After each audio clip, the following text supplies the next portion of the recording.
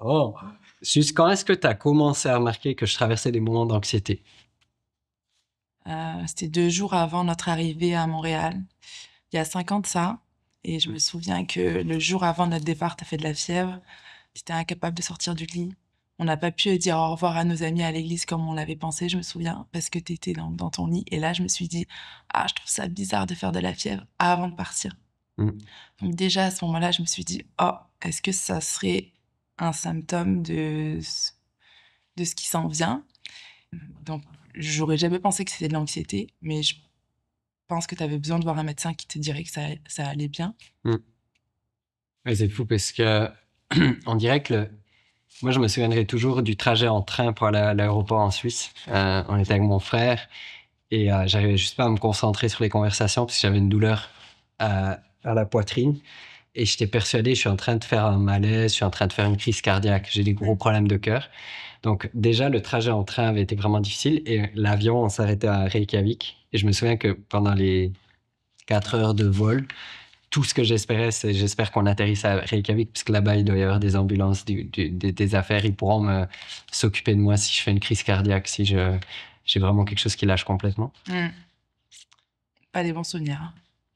Quels ont été les premiers signes que tu as vécus avant de savoir que c'était de l'anxiété? En fait, j'ai eu quand même 3 années vraiment où il y avait des stress, différents stress. Mmh. Il y a eu la naissance de notre fils, il y a eu le décès de mon père, j'ai dû m'occuper beaucoup de ma mère qui a la sclérose en plaques. Mmh. On était responsable d'un groupe de jeunesse, je travaillais à temps plein et j'avais un gros projet au travail.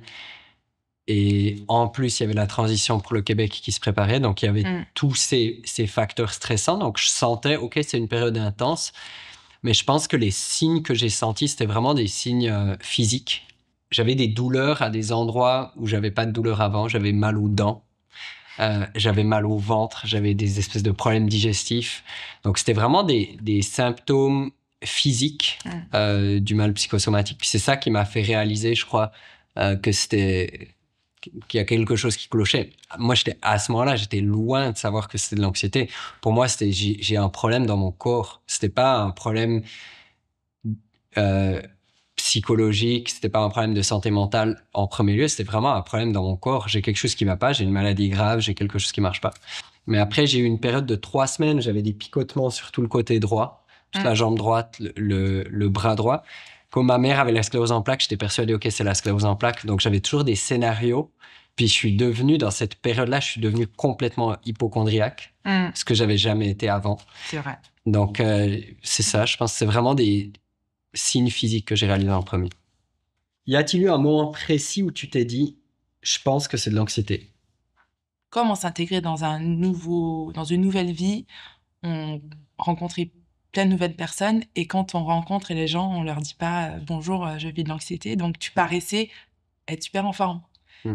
et c'était plus quand tu étais avec moi, en fait, que tu disais: «Bah, je ressens ça, je ressens ça». Donc je voyais que tu fonctionnais bien, en fait, Mhm. dans la vie publique. Donc c'est ça qui m'inquiétait pas. Je me disais: «Bon, au moins il fonctionne». Mm. Donc avec un peu, moi je me disais comme je suis optimiste, je me disais: «Avec un bon sommeil, de la bonne nourriture, ça passera». Et je pense que au fur et à mesure, c'était tes rendez-vous chez le médecin. Je pense que tu as eu au moins 2 ou 3 rendez-vous chez le médecin, Mm. les premiers mois et heu et du coup, il t'a dit: «C'est sans doute de l'anxiété». Mais je me souviens très bien de cette visite chez le médecin. Je pense que ça a été un des moments les plus libérateurs. C'était le Mmh. 31 octobre, je me souviens, la Ah soirée oui, d'Halloween 2019. incroyable. Il pleuvait à fond. J'étais avec mon vélo. Et je me souviens, c'était la première fois depuis 2 mois que je me sentais léger. Je rentrais de chez le médecin, je me sentais léger puisque tout d'un coup, je commençais à comprendre ce que j'avais. Puis il y a eu vraiment cette période où je me suis dit, je vais pas mourir tout de suite. Ça va. Mmh. C'est de l'anxiété. Il m'a expliqué qu'est-ce que c'était.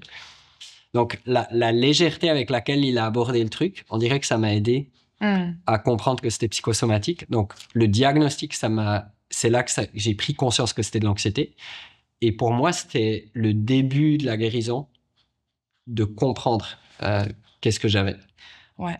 Donc je pense que c'était ça, c'est petit bout par petit bout et en fait, c'est le médecin qui a mis le mot sur l'anxiété. Moi, je l'aurais pas mis, mais ça prenait son sens, en fait. Mhm. La transition, le changement de vie, on a été quand même fou. On est arrivé ici à 3 sans logement pour s'installer ici. C'était quand même fou, en fait. Donc, c'est normal que ça vienne avec son lot d'inquiétudes. Ouais, puis je pense que c'est une des premières fois de notre vie qu'on avait comme pas de plan précis à 5 ans sur c'est quoi au niveau job, au niveau revenu, à tous ces niveaux-là. Donc, ouais, je pense que inconsciemment, tous ces mécanismes-là ont déclenché l'anxiété. Comment as-tu vécu cette période, surtout au début, avant même d'avoir mis un mot sur cette anxiété?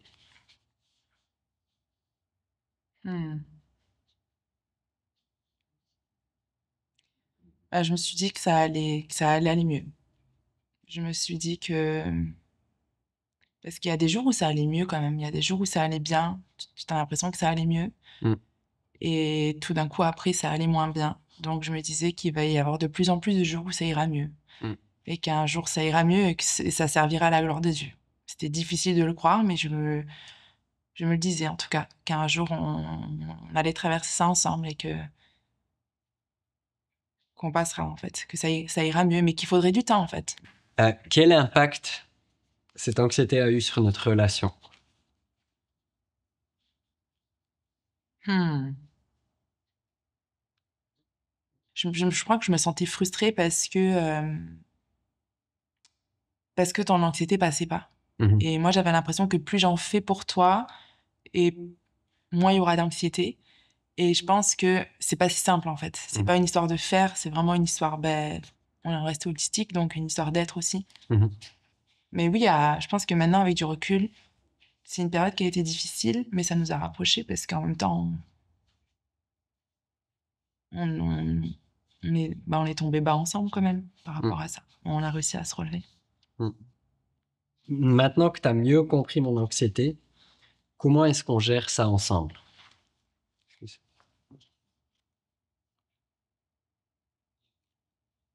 J'ai jamais été dans le jugement, mais je vais pas avoir des attentes et j'ai pas envie de me battre contre elle en fait. Je sais que c'est peut-être quelque chose qui va cohabiter encore à un long moment ou pas, mais c'est pas une ennemie en fait. Je sais que t'as développé, tu sais comment cohabiter avec elle en fait, je dirais. Je sais pas, c'est bizarre de dire ça. Mais... déjà, j'ai des techniques qui m'aident à le gérer beaucoup mieux. Et j'ai le sentiment, en tout cas, je sais pas comment toi tu le vis, mais j'ai le sentiment que ça pèse plus ou presque plus sur notre couple ou notre famille. Comment ta foi t'a-t-elle aidé à traverser les moments les plus difficiles de ton anxiété?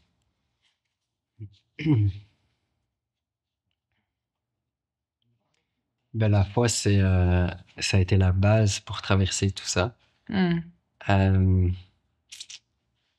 Donc, je pense que ça m'a beaucoup rapproché de Dieu. Et ma foi, c'était la plus grande ressource que j'avais là-dedans. C'était la prière, la louange, prendre le temps de lire la Bible, de réaliser que Dieu est là, lire des psaumes, de réaliser à quel point dans ces moments-là, dans les moments où tu es le plus bas, c'est là que tu réalises que tu as besoin de Dieu, puis c'est là que tu réalises que Dieu est là, puis que Dieu te tient la main. Fait quoi, la foi a joué un rôle majeur. Tu sais, quand Jésus va dire dans Jean 15, « Sans moi, vous ne pouvez rien faire », je pense que c'est quelque chose que j'ai réalisé à ce moment-là. Avant, je le croyais théoriquement. À ce moment-là, je l'ai réalisé. Et parce que j'ai réalisé, OK, je suis vraiment pas capable. Je peux pas le faire sans Dieu. Et en même temps, c'était un encouragement de fou de savoir, Jésus avait prévu ça. C'est pas une surprise pour lui que je suis pas capable de le faire avec mes propres forces aujourd'hui. C'est pas une surprise pour lui, c'est comme ça que ça devrait être. Puis c'est la réalité, en fait. Et c'est juste qu'aujourd'hui, je réalise pleinement cette réalité. Donc, c'était comme une prise de conscience et un énorme encouragement. Je me suis beaucoup senti soutenu aussi. Je me suis senti soutenu par toi en premier lieu, par des amis que j'avais de confiance qui m'aidaient, qui me portaient. Donc, la communauté m'a beaucoup aidé là-dedans. Mais je crois, ma foi, prendre des temps de silence avec Dieu, m'arrêter. J'ai dû apprendre à m'arrêter aussi, quelque chose que je savais pas faire avant. Avant, j'étais tout le temps à fond. Puis là, j'ai dû apprendre, j'ai dû mettre des moments de pause dans ma vie. Mais j'ai senti la paix de Dieu. J'ai senti la main de Dieu dans tout ça. Et j'ai senti qu'il allait jamais me lâcher. En tant que pasteur, comment as-tu vécu la tension entre être un guide spirituel pour les autres et devoir faire face à ta propre anxiété?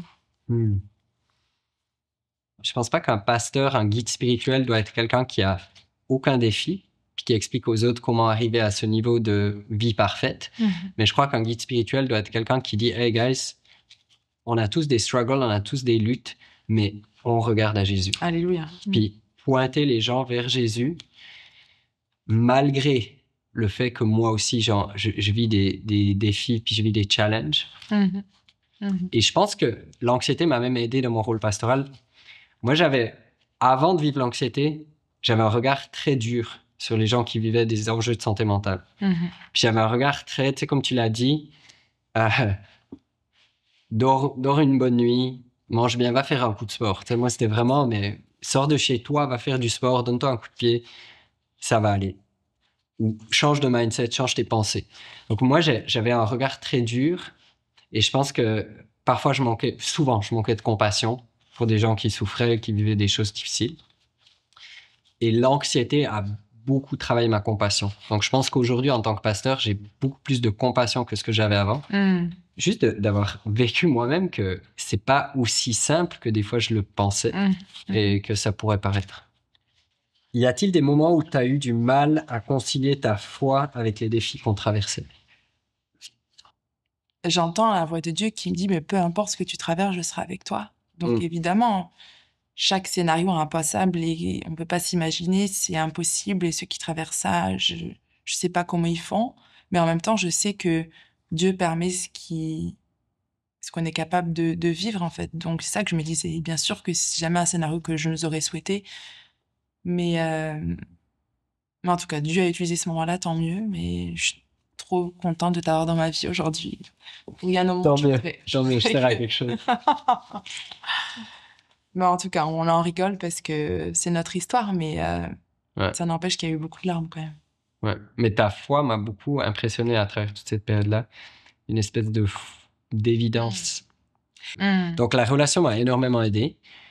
T'as tellement porté dans cette période-là que tu m'as soulagé à fond. Je me suis toujours senti aimé. Je pense qu'il y avait une part de moi, une part d'orgueil aussi, je voulais être fort pour toi aussi. Je voulais être présent, je voulais être là pour notre famille, avoir un rôle de soutien, de rock. Je pouvais pas le faire. Puis ça, c'est quelque chose que tu m'as jamais reproché. Donc, la façon dont tu as géré ça, c'est la relation. Encore aujourd'hui, notre relation, c'est une de mes plus grandes ressources. Quand il y a des défis à gérer, quand il y a des coups de stress, des choses à gérer, notre relation, c'est ma plus grande ressource. Puis c'était le cas aussi dans cette période-là. C'est sûr que, tu sais, j'ai parlé de ma foi. Ma foi, c'est comme majeur, mais je dirais sur cette terre, humainement, ça a vraiment été notre relation, la plus grande ressource. Je t'aime. Aussi. Tu as mis quoi en place pour traverser ces épreuves? Il y a eu les 3 volets. Il y a eu le volet physique, le volet psychologique, puis le volet spirituel. Je pense que ça a commencé physiquement. Qu'est-ce que j'ai mis en place? J'ai été médicamenté donc j'avais des anxiolytiques pour 30 jours. J'en avais 30. Puis j'ai essayé de vraiment doser ça pour comme toujours avoir cette petite sécurité si jamais j'ai un anxiolytique. Donc la médicamentation, ça en a fait partie. Ensuite, le deuxième volet qui a été extrêmement important pour moi, c'était de comprendre. J'avais besoin de comprendre. J'ai étudié à ITF, j'ai fait un travail là-dessus, j'ai lu des livres là-dessus, je me suis renseigné à fond sur l'anxiété parce que juste de le comprendre, ça m'a aidé à savoir je vais pas mourir demain d'une crise de panique. Dans de très rares cas, il y a des gens qui s'évanouissent lors d'une crise de panique, mais c'est le pire qui peut arriver lorsque c'est une crise de panique. Et donc tout ça, ça m'a aidé à comprendre, à me rassurer, à comprendre aussi les mécanismes qui se passaient. Et après, mettre en place des techniques au niveau physique. Donc une des techniques, c'était juste de comprendre quand je fais une crise de panique, j'hyperventile. Donc j'ai trop d'oxygène dans mes poumons. Et j'ai trop d'oxygène, puis mon réflexe, c'est quoi? Mon réflexe, c'est faut que j'en ai encore plus. C'est pour ça que j'ai l'impression d'étouffer. Donc, la technique, c'est il y a la respiration carrée. Moi, ce que je faisais, c'était je comptais jusqu'à 5 en inspirant par le nez. Non, jusqu'à 4. Ensuite, je gardais l'air pendant 5 secondes. Et ensuite, j'expirais avec la bouche pendant 8 secondes. Et je me souviens, au début, je faisais ça et des fois, je pouvais expirer pendant 30 secondes parce qu'il y avait tellement d'air dans mes poumons que...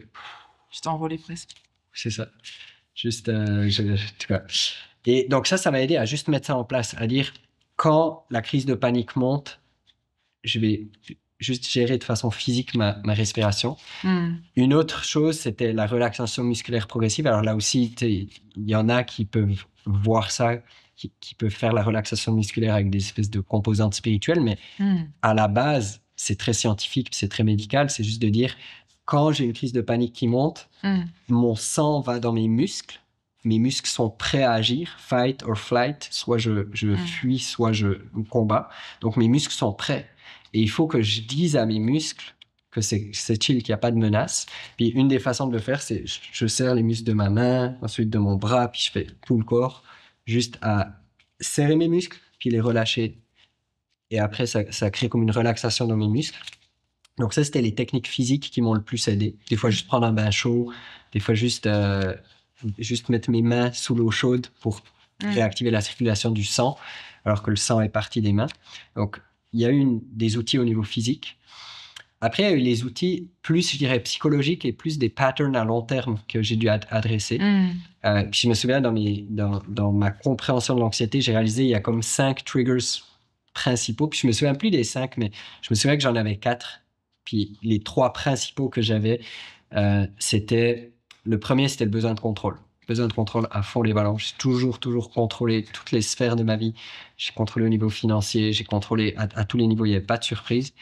Puis là, j'ai dû apprendre à lâcher le contrôle. Puis ça a été un travail de fond sur plusieurs mois. Comment je l'ai fait? Une des façons, c'était juste d'arriver au Québec puis de plus rien contrôler. Donc, c'était comme me forcer à être confortable dans ce manque de contrôle-là. Ensuite, le deuxième, c'était le perfectionnisme. Toujours besoin que ce soit parfait.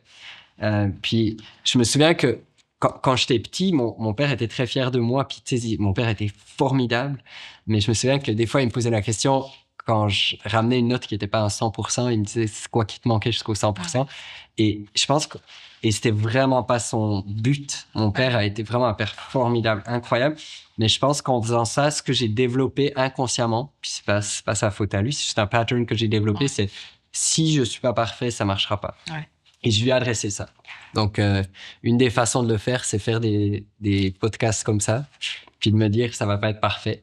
C'est ça. Mais j'apprends à vivre avec le fait que je donne tout, mais c'est pas parfait. Donc ça a aussi été un entraînement très spécifique. Puis le troisième, c'est le besoin d'approbation des gens.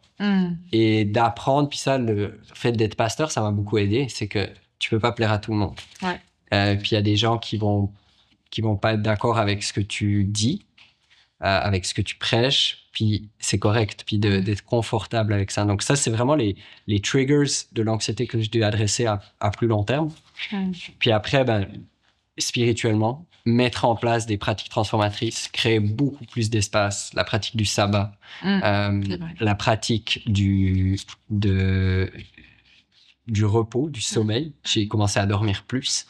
J'ai commencé à libérer mes soirées pour être beaucoup plus disposé pour dormir.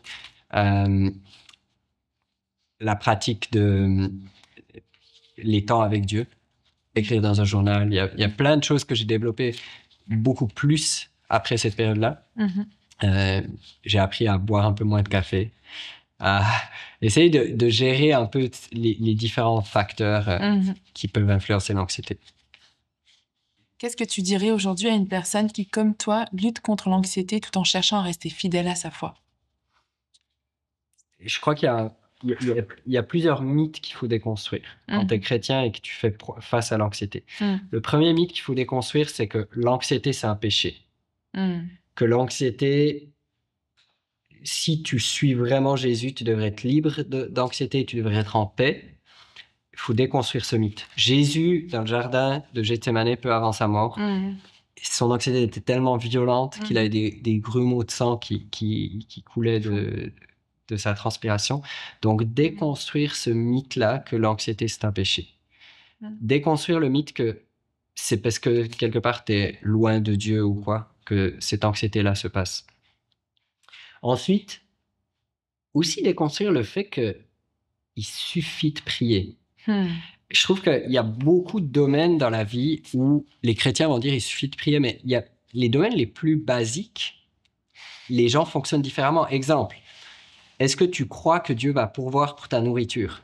Oui, tu le crois, mais en même temps, tu vas travailler pour apporter de l'argent, en même temps, tu vas faire l'épicerie et tu vas te cuisiner quelque chose. Tu vas faire ta part. Ouais. Et je trouve qu'avec l'anxiété, des fois, le risque, c'est de dire je vais faire que prier. Mais demande de l'aide, va parler à quelqu'un, tu n'es pas tout seul. Les statistiques montrent que l'anxiété, c'est quasiment à 50% de la population. Va demander de l'aide, tu n'es pas tout seul, c'est pas grave d'être anxieux. Va demander de l'aide à quelqu'un. C'est pas grave de consulter, c'est pas grave d'être médiqué. Demande de l'aide et cette humilité-là. Ensuite, rester fidèle à sa foi, c'est juste réaliser que Jésus ne nous a jamais promis qu'on n'aurait pas de problème. Ouais. Puis ça, je crois que c'est un autre mythe à déconstruire, c'est que parfois, on a une vision de la foi de quand je vais rencontrer Jésus, quand je vais servir Jésus, tous mes problèmes vont disparaître, mes maladies vont disparaître, mes défis vont disparaître, mes tentations vont disparaître, tout va disparaître. C'est pas vrai. La vérité, c'est que Jésus est avec toi tous les jours. Puis ça va t'aider à traverser l'anxiété. Donc, ta foi va être ta plus grande ressource pour traverser l'anxiété. Donc, ce que je dirais à quelqu'un, c'est n'aie pas peur de consulter. N'aie pas peur d'en parler juste à des amis, à quelqu'un autour de toi. Et puis, ta foi va être une de tes plus grandes ressources. Puis, un autre mythe à déconstruire, c'est de l'espèce de séparation entre le corps, l'âme, l'esprit, entre le corps, les émotions, le volet spirituel. Puis, de réintégrer tout ça. Puis, de dire, tout ça, c'est lié. Et j'ai besoin de prière, mais j'ai besoin aussi d'adresser les sphères spirituelles. Et la foi va pas agir comme comme un truc magique. Puis ça va me faire, ça va juste faire disparaître l'anxiété. Ça peut, mais c'est pas la norme. Je trouve ça sain de se dire aussi, va chez le médecin. Pas de courir chez le médecin régulièrement, mais bon, s'il y en a besoin, oui. Mais je trouve de voir ça comme une étape aussi. Ouais. Pour checker tout ce qui a besoin d'être checké, pour devoir être assuré de faire tous les tests possibles pour se dire, voilà, j'en suis arrivée à...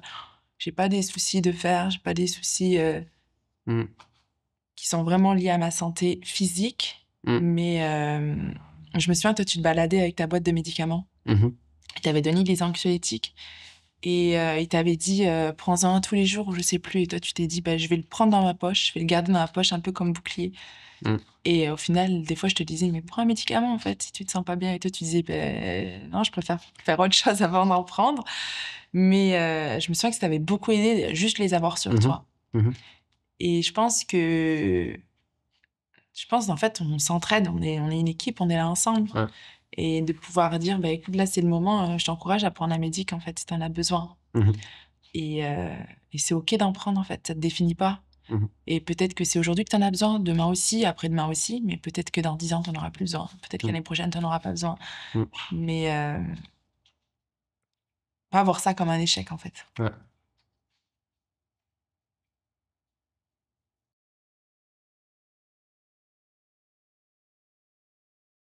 Je sais que je te fais souffrir. Non, tu dis ça, mais non. C'est pas toi, puis c'était pas... Je te le dis à chaque fois, c'était pas volontaire, puis... Tout à l'heure, t'as dit, je t'ai fait vivre ça. Je m'ai pas fait vivre ça. Puis moi, j'ai fait le choix, parce que je crois que Dieu nous a donné une promesse, m'a donné une promesse. Pour nous, pour toi.